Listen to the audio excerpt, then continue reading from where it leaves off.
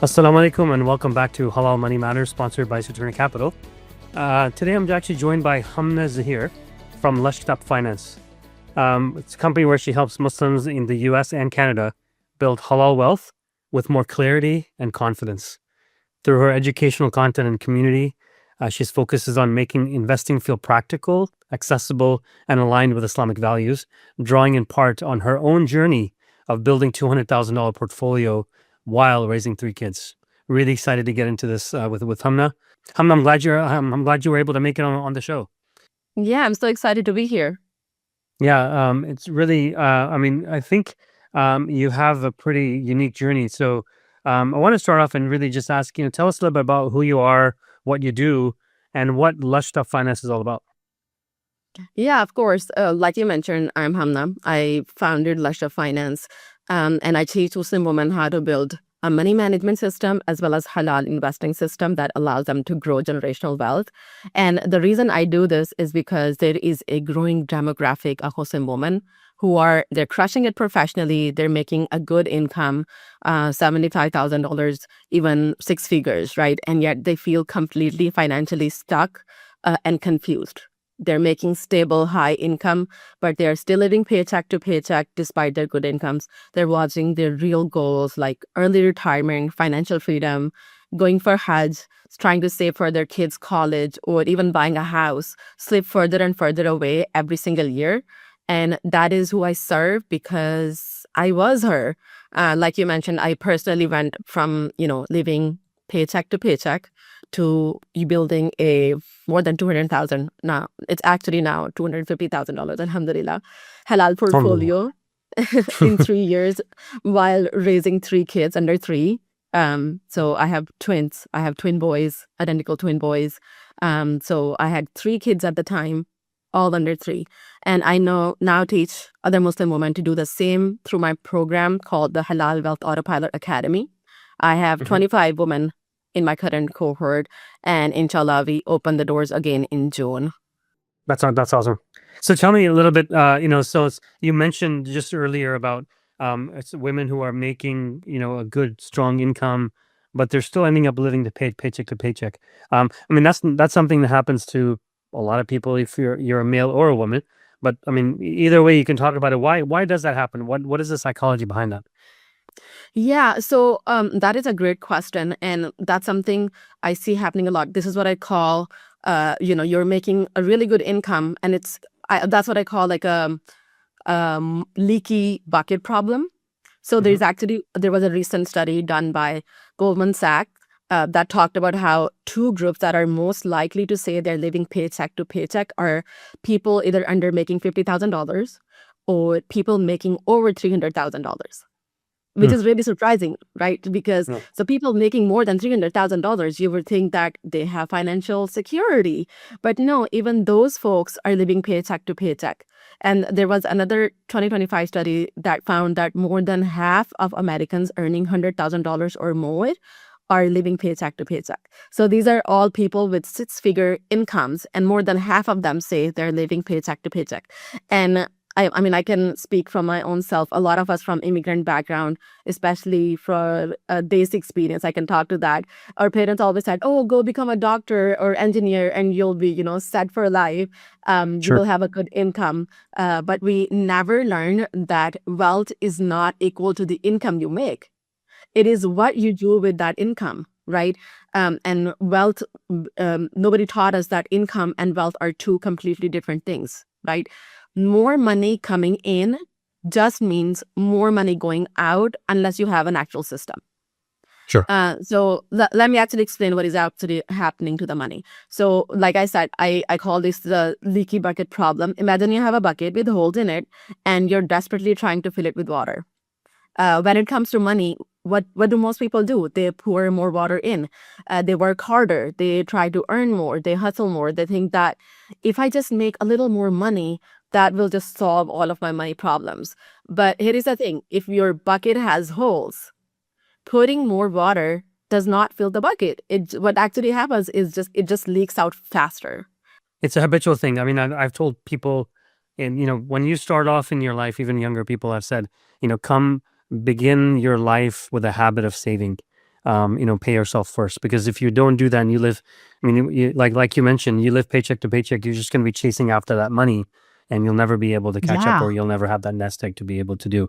But regarding that, then what do you think is the biggest emotional block, or let's say even a religious block, that keeps Muslims from investing first, and then not having that leaky bucket that you mentioned? For leaky bucket, I think that's more about, like we said, like paying yourself first, right? People tend to spend money more reactively rather than having a proactive plan on how they want to spend that money. And a lot of that problem actually comes from not having an actual plan. One of the main things that happens is the lifestyle creep, right? Your salary increases and then your actual lifestyle expands to match that. Now you have a bigger car, you have a bigger house, you have nicer things. And now you need that income level just to maintain your life. And you are still on that treadmill, you're still in the same place, you're still living paycheck to paycheck. That's something that happens when it comes to managing wealth. And another one I see a lot is financial avoidance. So like just keeping your eyes closed and hoping that things will eventually work out and you'll eventually reach financial freedom, hoping it will magically happen. And just completely avoiding it. And in terms of money blocks that happen related to that, is that money is like water, right? It needs direction or it will find its own way out. You cannot just hold it in your hands and expect it to stay there. So if you do not give your money a job proactively, you're using your conscious mind, it is going to be spent reactively by your subconscious, right? Yeah, I was going to say that I've done a previous podcast where we had a guest on, and she had mentioned that the fact that there's the way you're brought up actually has a lot to do with how you're going to be reacting to money. And so some people, no matter how much money they have, they're always going to be miserly. So other people, no matter how little money they have, they're always going to be spendthrift. And so it's more about how you actually brought up and those type of things. So let me ask you this question. How did you personally go from feeling financially stuck to being able to kind of, with your 3 kids, build a portfolio, and now Alhamdulillah is on its way to becoming bigger and bigger? Yeah, Alhamdulillah. Yeah, no, I grew up in Pakistan, so I have my own story. I grew up in Pakistan in, what I thought was a comfortable life. We were, not super rich, but we were not poor either. We, dressed well, we ate well, we had a very stable and good life. And then when I was in 7th grade, my family moved to the United States to join my dad. My dad actually came to the US when I was a little baby. And I will never forget walking into the house he had set up for us. We opened the door and my siblings and I just like looked at each other. There were mattresses on the floor, no furniture. I think this is a story that a lot of immigrant families can relate to, right? We had gone from this upper middle class in Pakistan to starting from zero overnight. And what you said about a lot of times our childhood and our memories create that relationship with money, right? So that experience shaped my relationship with money. And I was like, financial stability can disappear overnight, right? One decision, one country change, and everything you thought was secure is not anymore. And I decided in that moment that I was never letting that happen to me. And I worked hard. I became a computer scientist. I chased that, 6-figure salary that I was promised, would give me that American dream, promised. Yeah. And fast forward, I find myself married. I have 3 kids under 3, including twins, like I said. And I have all these, specific goals swirling around in my head. I want to go for Umrah with my family. I want to send my kids to Islamic school. I want to save for their college, even buying a house, right? And I'm sitting there with what everyone would call a really good income, still living paycheck to paycheck, and looking at what all of these things would actually cost and thinking, what happened to that American dream I was promised? And I remember sitting at my kitchen table at one night, calculator in my hand, and I realized that, with my current saving rate, I'll be working until I was at least 75, or even until I dropped that dead. And I would still not have achieved all of my financial goals. And that's when I knew something had to change. There has to be a better way. So that's when I started researching. I went deep into, personal finance, how wealth is actually built, and what the people who achieve these kind of goals and build that generational wealth actually do differently. And that's eventually, it became super clear that investing with a system, consistent long-term halal investing, paired with intentional money management is how ordinary income becomes extraordinary outcomes.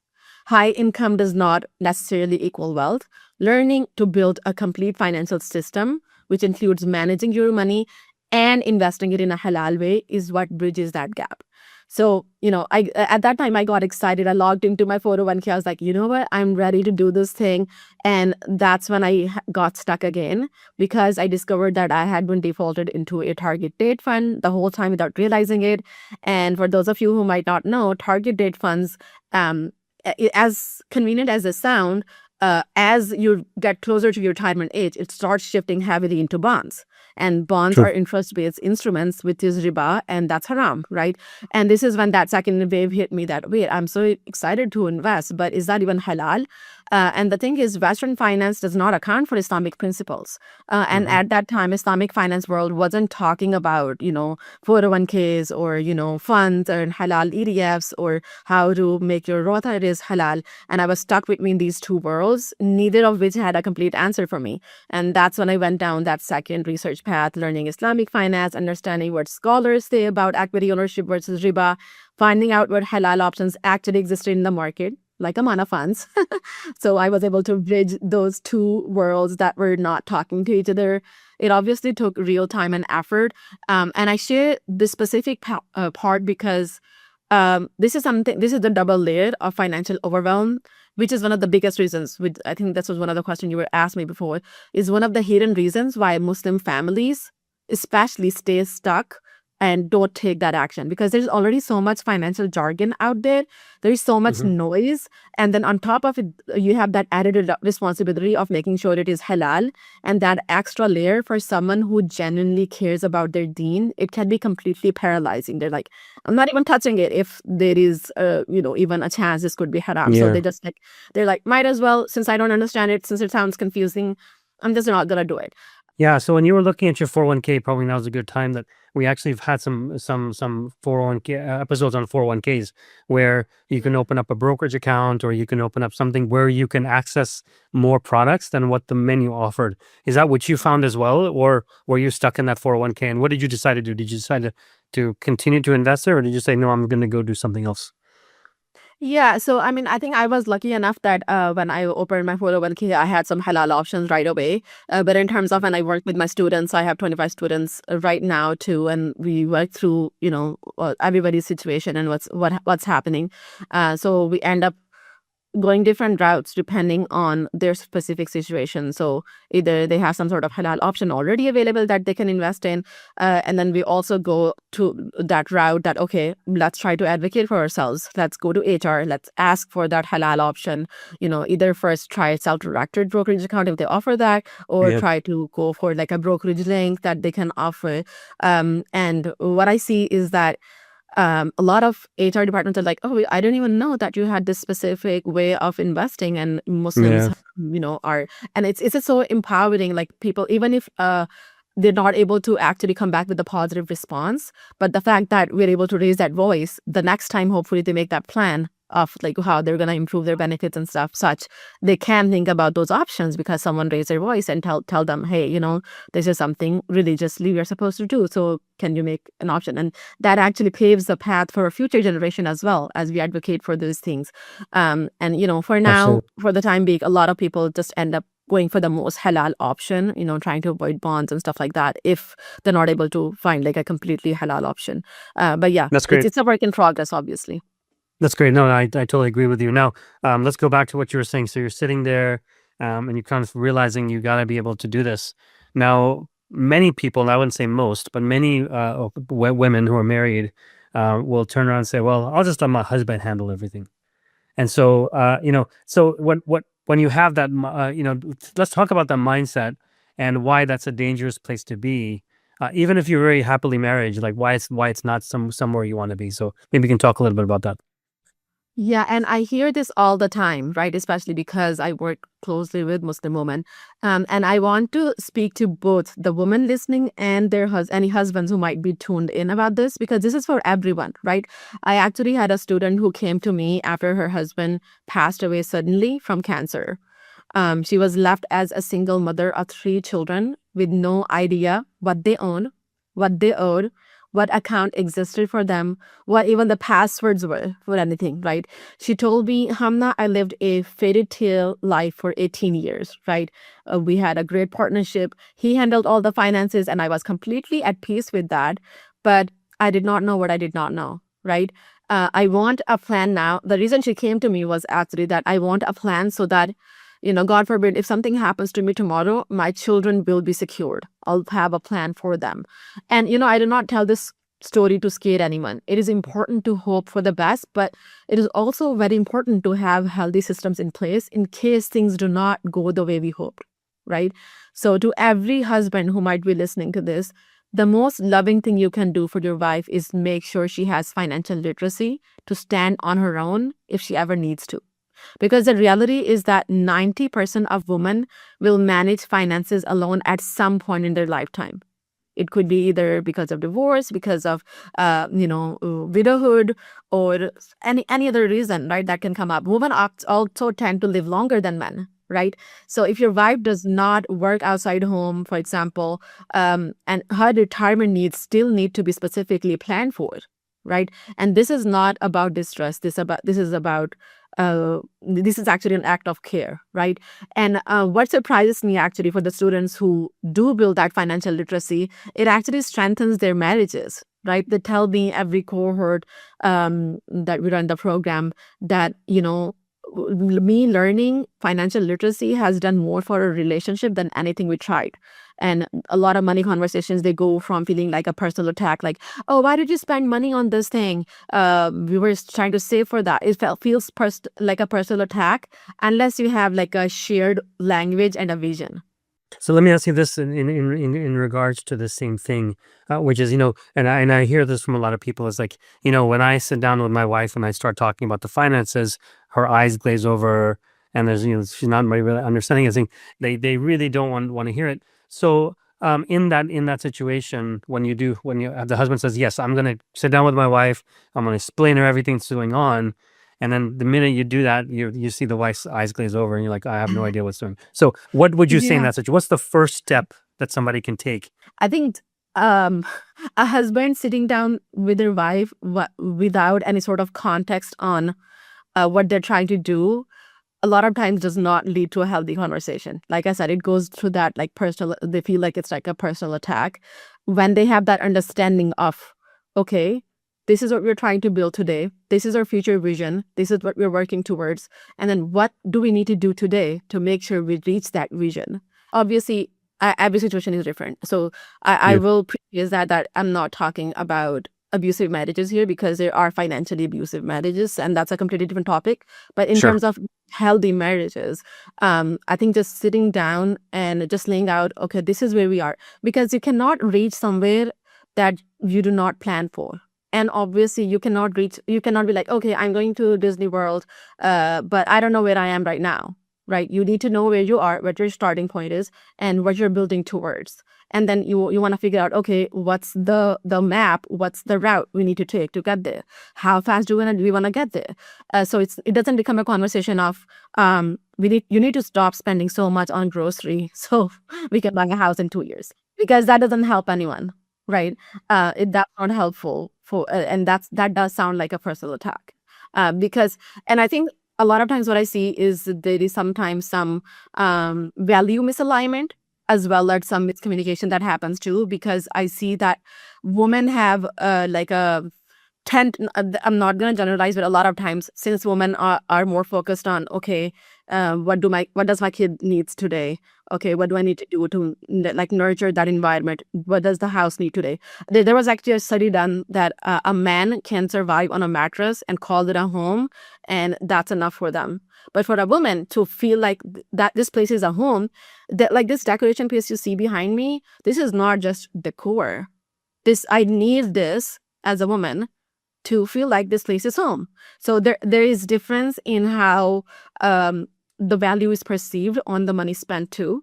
So I think there's some autonomy that's needed on both ends as well. So maybe like having some money that both of you can spend on your own, that the other person doesn't question on. And then there is this specific pool of money that you're like, okay, this is for our vision, this is for our future, and we decide together what to do with that money. And then we stuck to those buckets that are for ourselves, for our own autonomy, and then some buckets that are for our future, and then we are always contributing to that and moving towards that vision. Now, when you're sitting down and you're, either the husband or the wife are actually thinking about, oh, I need to have this conversation to be able to start saving and those type of things. Really, if you think about it, time is not on your side. The earlier you start, the better off you're going to be.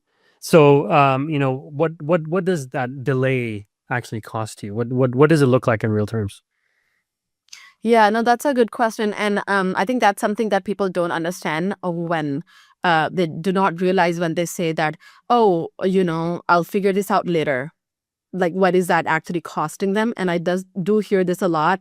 And I'm just going to actually explain this with numbers. I think it's just easier to understand it that way. So let's say if you have $500 a month to invest and you start investing today, averaging at about 8% annual returns, which is pretty average for stock market, right?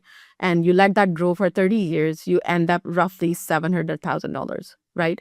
Now, let's say you decide to wait 10 years. You're like 10 years down the road, you start investing. That same $500 a month at same 8% return, you with that lost decade of compounding, you end up with about $300,000. So that 10-year delay can cost people almost $500,000 for just saying, I'll figure it out later. And that is what waiting actually costs. Yeah, I mean, that's a good point, because a lot of times, I mean, and people have busy lives, right? I want to sit down and talk about the finances, and the baby starts crying, or something will always come up where you might not be able to have that conversation, but it's really important to do that. But the other way to do it is say, you know what, I have no idea why I'm saving. I'm just gonna put the money away in the product and just forget about it, like set and forget it, with no plan in place. So, what are the consequences of that? Is that a good thing to do or not? That's a great point. What usually happens, because I have an Instagram, and I have people following me, and I'll always get this question like, can you just tell me like a halal fund or ETF to invest in? And the reason that's not like a complete strategy or even a good strategy is because a lot of times what people do is they're like, oh, okay, I'm just gonna start investing this money, and then market dips, right? And what happens when you do not have that financial knowledge or understanding is that then people panic. They're like, oh, the world is ending, the stock market is going to crash. What happened recently with Iran, the crisis and everything happening, and stock market dipping down, is people then panic sell because they do not have that foundation built up. They're like, oh, never mind, I'm not investing. I'd rather just keep this safe in my checking account or at home than to invest, right? So because they do not understand what long-term investing means, and they have, or they might have been, they're like, you know what, I'm going to buy a house in 5 years and I'm going to use the most risky option to invest that money in. And they do not. And I see this a lot happening in, Muslim groups, right? Someone be like, I had $30,000 sitting around. What should I do with that money? And then there are people responding with, oh, you should put that in gold. You should buy real estate with that. Oh, you should do that. And what all of those answers are missing is the context. You don't know if that person has an emergency fund or not. And if they end up investing in like a fund, what happens with that money? So it's just about like being able to figure out what that foundation level looks like before you just start throwing money, and just not know what to do with it. That turbulence that you're talking about is so really important. I know one of our regional managers. Her name is Summer. She loves the story, and I really love to tell it. And that is that, like, for example, when you get on a plane, you have a destination that you have in mind. When the plane takes off and a turbulence happens, you don't go to the pilot and say, "Let me jump out of the plane." Right? You basically I have love that. confidence in the pilot to be able to direct you to where you're trying to go, which is, and in the financial world, it's the same thing. When you start investing, there should be a goal in mind. I want to get to X, Y, and Z. And a little turbulence along the way doesn't mean you're going to drop a parachute and jump out of the plane.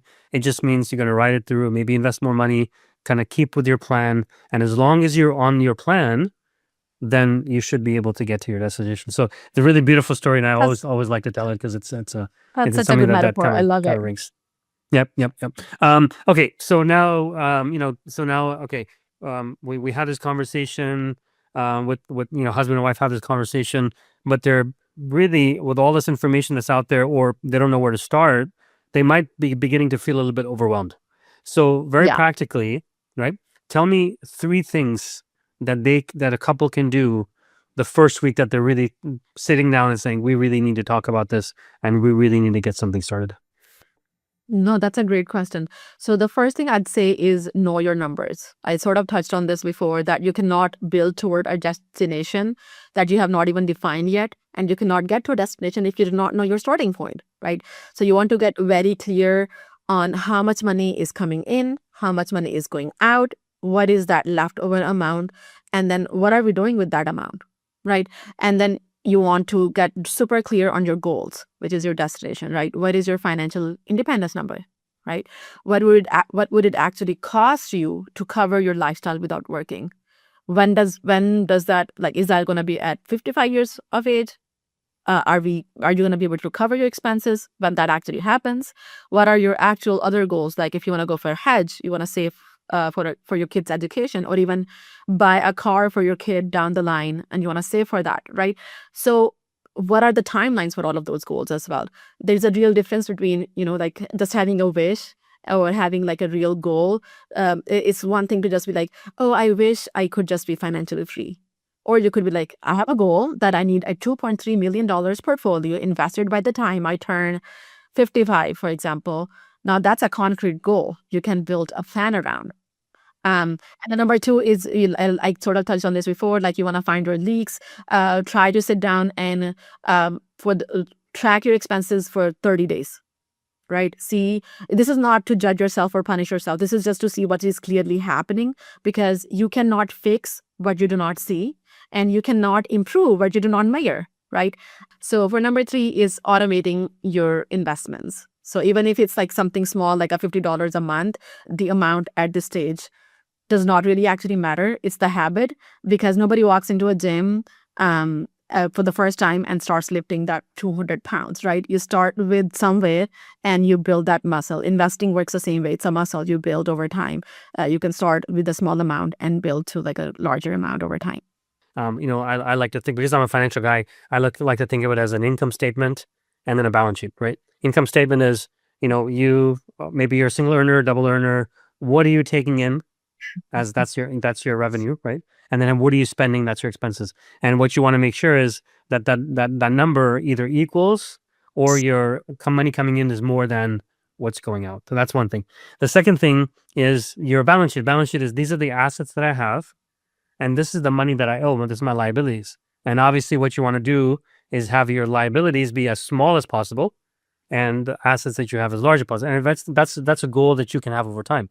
But one of the things that people might find, and that's the question I'm going to be asking you, is that what they'll find is that they'll realize, oh my God, I have this huge amount of credit card debt that we didn't even know about. It just keeps compounding, because I just keep making the minimum statement payments as possible. So can you talk a little bit about maybe a situation that you've had where somebody wanted to save, but they also had this credit card debt, and then where do you start? No, that's a great question. I actually had a student who, she bought a furniture. She went into the furniture shop. She bought the furniture. She actually had the cash to buy it. But they were like, oh, you could go on a monthly plan to pay this off. She was like, oh, okay, I guess I'll do it. And the manager set up her monthly payments. 2 years later, that was supposed to be for 1 year, by the way. 2 years later, she finds that her, there's the monthly installment is still going out of her account. And she's like, wait, I thought I was supposed to pay this off in 1 year. Why am I still paying for that? And she finally opened 2 years later, opened her account, and she was making very minimal payment. And she was actually only making the interest payment. She was not even paying off the couch that she bought.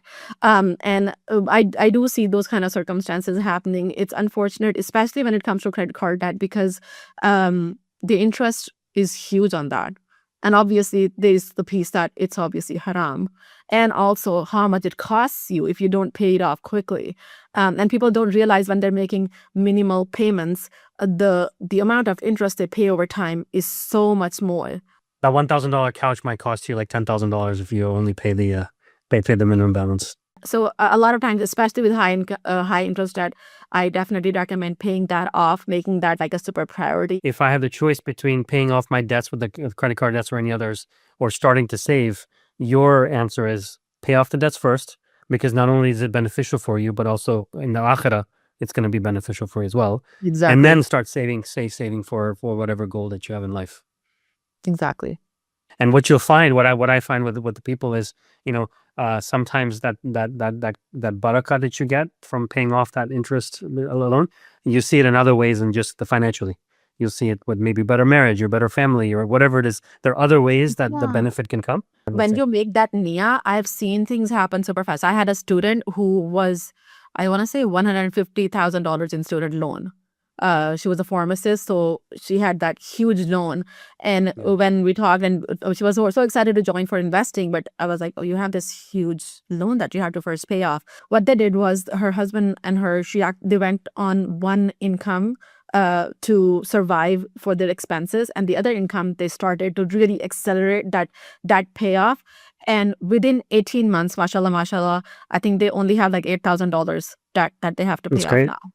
Yeah, That's great. so it's just you have to put intentionally. And now they're at a point, they're like, you know what? Now we have a young baby, and now that we have learned to live under our means with one salary, they're even thinking about it that, the wife goes part-time so she can take care of the baby more. So it just opens up more opportunities they wouldn't have had if they had stayed in that space. So That's great. Now, coming back to you a little bit, because we were talking about your story in the very beginning as well. Share a little bit about, like, what was one thing you had to unlearn so that you can start building your wealth in a halal way. I actually have a funny story about this. So when I was in high school, I actually was one of those students, very few students, who actually took the personal finance class. But unfortunately, so my high school teacher, he always used to say, time is money, time is money. And he was like, if you start investing today, you could, this is how you earn more, your money grows for you, you can start earning passive income and all of that. So I was like, oh, this sounds fun. And then he's like, this concept is known as compound interest. And I was like, oh, interest. Now my mind, that's haram. And I just tuned him out completely. And I always joke about this, that if I actually listened to that man's advice, I would have been a millionaire by now. But that was something I feel like a lot of, at least in my community, a lot of women just come with thinking that compound interest means riba, when compound interest basically refers to your money making more money, and that whole thing snowballing, and your money working more, and then it's like gaining more and more money over time. And for me, that concept felt like, just because it has the word interest in it, that's haram. Yeah, that's one thing I had to unlearn when I was going through my investing journey. Oh, that's great. Now, before we wrap up, tell us a little bit, where can people find you? Where can they follow your work? And what's the best place for them to start if they want to learn more? Yeah, so the best place to find me is on Instagram, at Lushed Up by Hamna. I post a lot of practical halal wealth content there every week, tips on investing, money management, and this is where a lot of my community lives. If you want a free starting point, I'm always doing some sort of halal investing workshop. And if you go to my Instagram, you'll most likely find the link to register for that in my Instagram bio. And it walks you through implementing the exact first step we talked about today, right? Knowing your number, finding your leaks, setting up your first halal investment. And yeah, I also have a newsletter. You can, again, sign up for that on my Instagram as well. So I really appreciate your time, and hopefully we'll have you on another show later on. Yeah, it was a pleasure being here. Thank you for having me. Thank you for listening to Halal Money Matters. If you like what you hear, please do rate us on the app stores, and also leave us a review. It helps other people find us a lot easier. The thoughts and opinions expressed on Halal Money Matters do not necessarily reflect the views of Saturna Capital, Amana Mutual Funds, or their affiliates. This podcast is prepared based on information Saturna Capital deems reliable. However, Saturna Capital does not warrant the accuracy or completeness of the information. We do not provide tax, accounting, or legal advice to our clients, and all investors are advised to consult with their tax, accounting, or legal advisors regarding any potential investment. Investors should not assume that investments in the securities and/or sectors described were or will be profitable. Investors should consult with a financial advisor prior to making an investment decision. The views and information discussed in this commentary are at a specific point in time, are subject to change, and may not reflect the views of the firm as a whole. All material presented in this publication, unless specifically indicated otherwise, is under copyright to Saturna. No part of this publication may be altered in any way, copied, or distributed without the prior express written permission of Saturna Capital. Performance data quoted herein represents past performance and is no guarantee of future results. Investment return and principal value of an investment will fluctuate so that an investor's shares, when redeemed, may be worth more or less than their original cost. Current performance may be significantly higher or lower than data quoted herein. Performance current to the most recent month end can be obtained by visiting www.amanafunds.com or by calling toll-free 1-800-728-8762. Please consider an investment's objectives, risks, charges, and expenses carefully before investing. To obtain this and other important information, which you should carefully consider before investing, about the Amana funds in a free prospectus or summary prospectus, please visit www.amanafunds.com or call 1-800-728-8762. The Amana funds limit the securities they purchase to those consistent with Islamic principles. This limits opportunities and may affect performance. The Amana funds are distributed by Saturna Brokerage Services, member FINRA/SIPC, and a wholly owned subsidiary of Saturna Capital, investment advisor to the Amana funds.